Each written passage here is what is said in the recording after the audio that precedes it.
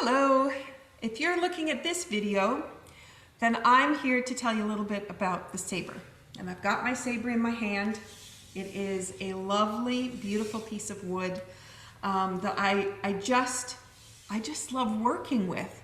So the saber is something that people often do after they've learned the 108 moving meditation. And so this goal in mind is I've got to learn that 108 before I can do anything else. But actually, it's not so much about learning the full pattern to be able to remember the pattern, because that comes with time and with practice. But it's about what can you learn from Sabre that can go back to your Tai Chi, that can go back to your seated form, that can go back to you moving in space every day, sitting at your computer, out in the garden, doing the vacuuming. There's so many ways that Tai Chi just becomes a part of how you move and the way you think and do things. So when I have my saber, it's fun. It really is fun to just hold it and to be able to manipulate the saber. But what it's teaching me is the coordination that's happening within my body. The movement comes from the center core, right in just below the belly button. And everything kind of extends out from that belly button. And the saber, when we move it, it creates an illusion that we're doing this nice, great big sweep, which is fun to watch. But what we're actually doing is learning how to move from the inside and then control something from the outside. It's fantastic. It has spirals in it.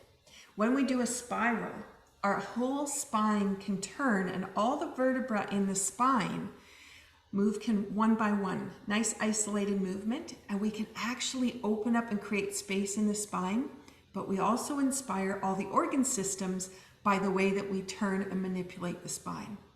So this is really valuable for people changing posture, wanting to have their head not in front, the computer or the car driving neck, but the actual where the ears sit right over top of the shoulders, being able to find that full alignment. And this spiral action is constantly manipulating and supporting that.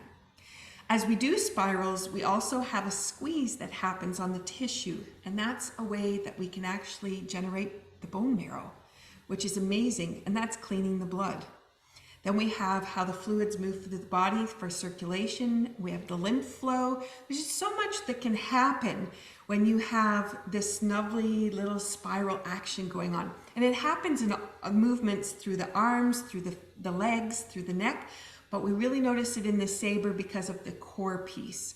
And it's a great way to start to learn about how to spiral and then how that is going to go back to your Tai Chi set. So if you are enjoying Tai Chi, maybe you can't remember the set yet, that's okay, it's going to come with time. But don't rule out taking the saber. It's a short form, it's easy to remember because the patterns are pretty simple and they repeat themselves, but also you're going to be able to advance your Tai Chi in a much stronger way.